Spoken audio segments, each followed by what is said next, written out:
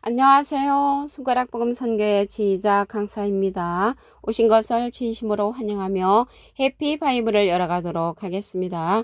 오늘 증거드릴 말씀의 제목은요. 708강 하늘과 모든 하늘의 하늘이라는 제목으로 하나님의 말씀을 나눠보는 시간을 갖도록 하겠습니다. 신명기 10장 14절을 보시게 되면 하늘과 모든 하늘의 하늘과 땅과 그 위의 만물은 본래 내 하나님 여호와께 속한 것이로되 라고 말씀에 기록되어 있습니다. 오늘 제목의 말씀을 보시면 하늘, 첫째 하늘, 모든 하늘, 둘째 하늘, 하늘, 셋째 하늘까지 있습니다. 이 하늘이 셋째 하늘까지 있다는 말씀을 보시면 고린도서 12장 2절에 내가 그리스도 안에 있는 한 사람을 아노니 14년 전에 그가 셋째 하늘에 이끌려 간 자라. 그래서 셋째 하늘에 이끌려 간 자가 있다는 것을 볼 때 하늘은 셋째 하늘까지 있다는 것을 말씀을 통하여 알 수가 있습니다. 창세기에 보면 하늘을 창조를 하셨는데 궁창이라고 하셨습니다. 창세기 1장 8절을 보시게 되면 하나님이 궁창을 하늘이라 칭하시니라. 저녁이 되며 아침이 되니 이는 둘째 날이니라 라고 말씀에 기록되어 있습니다. 그런데 여기 저녁이 되고 아침이 되면 우리로 생각할 적에는 이틀이잖아요. 이틀인데 여기는 둘째 날에 궁창 하늘을 창조하셨다고 하셨습니다. 그래서 여기서 날짜는요. 우리가 생각하는 하루 이틀 3일 이러한 날짜가 아니고 시편 90편 4절에 보시게 되면 주의 목전에는 천년이 지나간 어제 같으며 밤의 한 경점 같을 뿐임이라. 그래서 천년이 아주 짧은 점과 같은 그러한 시간이 될 수도 있고요. 베드로서 3장 8절에 보시게 되면 사랑하는 자들아 주께는 하루가 천년 같고 천년이 하루 같은 이 한 가지를 잊지 말라라고 말씀에 기록되어 있습니다. 그래서 여기에서 말하는 이 하루는 천년도 될 수 있고 3천년도 될 수 있고 6천년도 될 수 있다는 것입니다. 여기에서의 하루는 창조를 시작을 해서 완성할 때까지 그러한 하루를 가리키는 것입니다. 창세기 1장 7절을 보시게 되면 하나님이 궁창을 만드사 궁창 아래의 물과 궁창 위의 물로 나뉘게 하시며 그대로 되니라. 그래서 이 궁창이 하늘이라고 했는데요. 하늘에 물을 만드셨단 말이죠. 위의 물과 아래 물로 나누었는데 여기에서 물이라는 것은 요한복음 4장 14절에 보시게 되면 내가 주는 물을 먹는 자는 영원히 목마르지 아니하리니 나의 주는 물은 그 속에서 영생하도록 솟아나는 샘물이 되리라. 그래서 영생하도록 솟아나는 샘물 가운데 위의 물은 영생하도록 솟아나는 샘물이고요. 아래의 물은 영생하도록 솟아나지 아니하는 그러한 물도 있다는 것을 말씀을 드립니다. 근데 이 하늘이요, 또 빛과 어둠을 가르는 그러한 하늘도 창조하셨습니다. 창세기 1장 18절에 가서 보시게 되면 주야를 주관하게 하시며 빛과 어두움을 나뉘게 하시니라. 하나님이 보시기에 좋았더라. 저녁이 되면 아침이 되니 이는 넷째 날이니라. 그래서 둘째 날에 궁창을 만드셨는데 하늘이었고 아래의 물과 위의 물로 창조를 하셨잖아요. 그 넷째 날에도 보니까 빛과 어두움을 나뉘게 하는 그런 하늘을 창조를 하셨습니다. 창세기 1장 15절에 가서 보시게 되면 그 광명이 하늘이 궁창에 있어 땅에 비치라. 그래서 넷째 날에 창조한 그러한 하늘은 해와 달과 별을 창조를 하셨습니다. 빛과 어둠을 나누는. 그래서 이 하늘도 우리가 생각하는 이러한 하늘도 있지만 아랫물과 위의 물로 창조되는 그러한 하늘도 있고요. 빛과 어두움을 나뉘는 해, 달, 별을 창조하셨죠. 넷째 날에는. 그러면 이게 하나님이 창조하는 시기가 시작으로부터 완성까지가 하루라고 했잖아요. 근데 사람은 처음 익은 열매가 계시록에 가서 맺혀집니다. 계시록 14장 4절 그 밑에 부분에 보시게 되면 사람 가운데서 구속을 받아 처음 익은 열매로 하나님과 어린 양에게 속한 자들이니 입에 거짓말이 없고 흠이 없는 자들이라고 했습니다. 그래서 거짓말이 없고 흠이 없는 그러한 사람 가운데 첫 열매는 계시록 14장 4절에 가서 열려진다는 것이죠. 그러면 이게 첫 열매는 처음 익은 열매는 아직 맺혀지지 않았다는 것을 알 수가 있고요. 예수님은 잠자는 자들의 첫 열매라고 하셨습니다. 고린도전서 15장 20절에 보시게 되면 그리스도께서 죽은 자 가운데서 다시 살아 잠자는 자들의 첫 열매가 되셨다고 했고요. 로마서 8장 23절에는 성령의 처음 익은 열매가 나오는데 이 성령의 처음 익은 열매는 예수님이 제자들이 받으셨고요. 사람 가운데 이 첫 열매는 계시록 14장 4절에 가서 이루어지기 때문에 아직 예언으로 남아있다는 것을 말씀을 드립니다.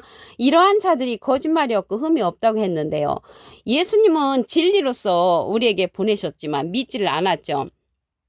요한복음 8장 45절에 보시게 되면 내가 진리를 말함으로 너희가 나를 믿지 아니하는도다. 그러면 예수님을 믿지 아니했던 그러한 자들이 누구였냐면 예수님의 반대편에 섰던 뱀들아 독사이 새끼들아 너희가 어떻게 지옥의 판결을 피하겠느냐. 그들은 하나님을 지독하게 잘 믿었던 사두개인 바리새인 율법사들이었잖아요. 그런데 그들은 거짓말이 있고 흠이 있는 자들이죠. 예수님은 진리로 보내셨기 때문에 많은 사람들이 믿지를 않았지만 예수님을 믿는 것이 진리였는데 그들을 예수님을 말씀을 믿어주지 않았기 때문에 거짓말하는 자, 흠이 있는 자들은 뱀과 같은 자들, 사두개인 바리새인 율법사와 같이 이 시대도 진리를 믿지 아니하는 자가 거짓말하는 자, 흠이 있는 자라는 것입니다. 그러면 우리가 여기 하늘과 모든 하늘의 하늘인데 첫째 하늘, 둘째 하늘, 셋째 하늘이잖아요. 셋째 하늘에 우리가 가려면은 어떠한 자들이 가게 되는가 보도록 하겠습니다. 빌립보서 3장 20절에 보시면 우리의 시민권은 하늘에 있는지라 거기로서 구원하는 자 곧 주 예수 그리스도를 기다리노니. 그래서 주님을 어디서 기다려야 되냐면 하늘에서 기다려야 된단 말이죠. 여기서 하늘에서 기다려야 되는데 거기로서 구원하는 자라고 했거든요. 그래서 어떻게 우리가 하늘에서 기다려야 하냐면 빌립보서 3장 21절에 보시게 되면은 예수님의 영광의 몸의 형체와 같이 변화를 받아서 우리가 이 하늘에 갈 수가 있습니다. 고린도전서 15장 51절에도 보시게 되면 보라 내가 너에게 비밀을 말하노니 우리가 다 잠잘 것이 아니요 마지막 나팔에 순식간에 후련히 다 변화를 한다고 했습니다. 그래서 셋째 하늘에 가려고 하는 자들은 순식간에 후련히 다 변화하는 그러한 하나님의 비밀이라고 했거든요. 그래서 이러한 비밀들을 아는 자들이 셋째 하늘에 거할 수가 있습니다. 하늘에 관해서 말씀을 보시면 이사야 66장 1절에 보시게 되면 하늘은 나의 보좌요. 그래서 하늘은 하나님의 보좌가 되는데 이 보좌가 예루살렘이라고 했습니다.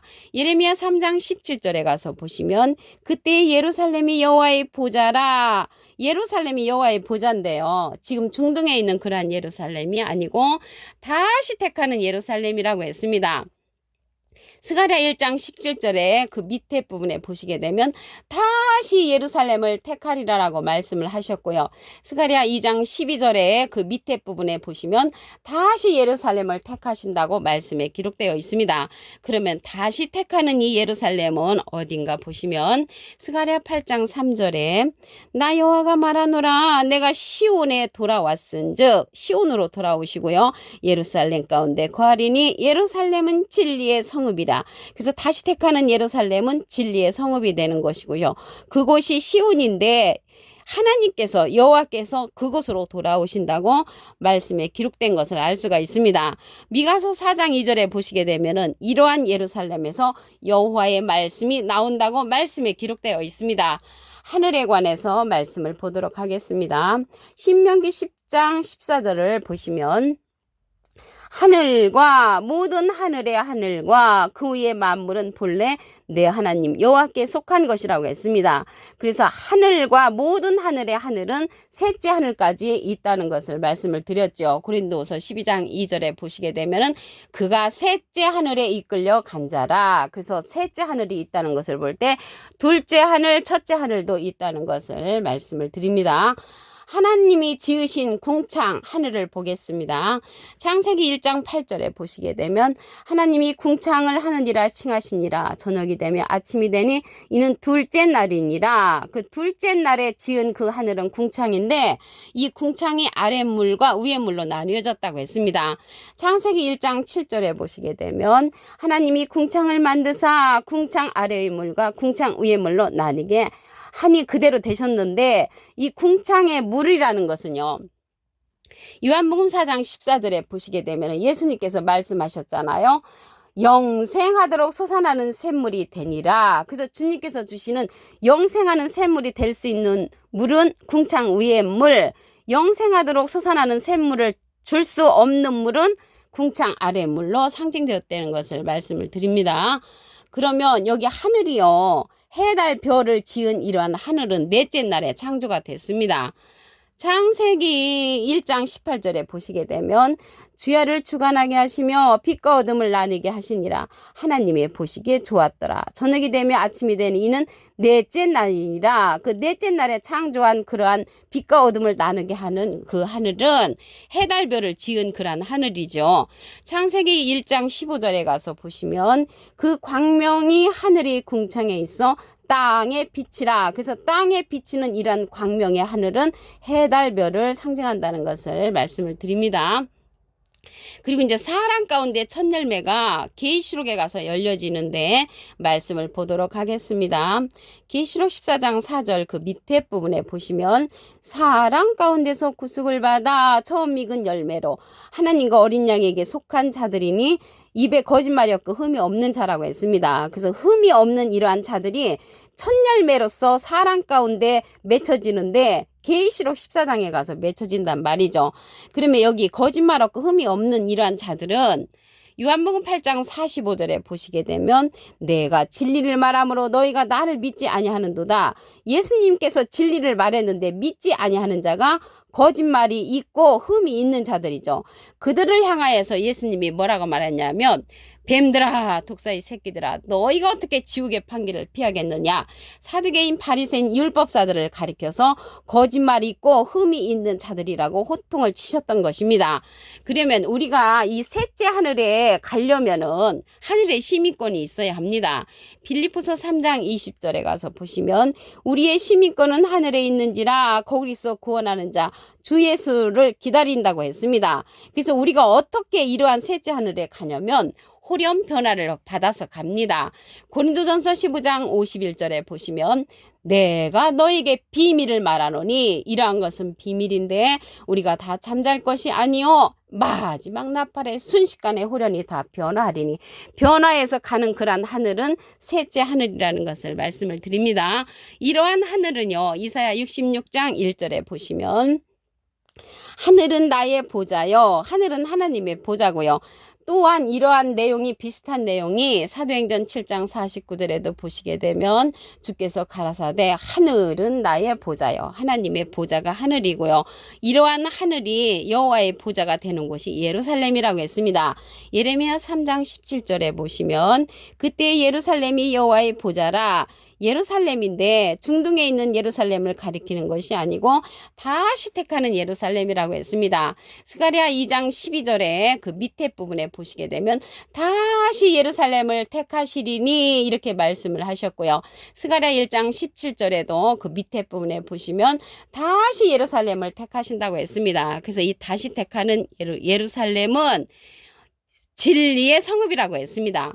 스가랴 8장 3절을 보시게 되면 나 여호와가 말하노라 내가 시온에 돌아왔은즉 예루살렘 가운데 거하리니 예루살렘은 진리의 성읍이라. 그래서 우리가 진리의 성읍에 머무르는 자가 셋째 하늘까지 갈 수 있다는 것을 말씀을 드리고요. 사단이가 거하는 그러한 하늘은 둘째 하늘까지 거합니다. 그러한 사단이가 거하는 하늘은 계시록 12장 7절에 보시게 되면 하늘에 전쟁이 있으니 미가엘과 그의 사자들이 용으로 더불어 싸우는데 하늘에서 싸우는데 그 하늘은 둘째 하늘이라는 것을 말씀을 드립니다. 우리가 셋째 하늘에 거하려면 예루살렘 진리의 성읍에 머물러 있는 자가 셋째 하늘까지 갈 수 있다는 그러한 내용을 말씀을 드렸습니다. 오늘 708강 하늘과 모든 하늘의 하늘이라는 제목으로 하나님의 말씀을 나눠보는 시간을 가졌습니다. 감사합니다.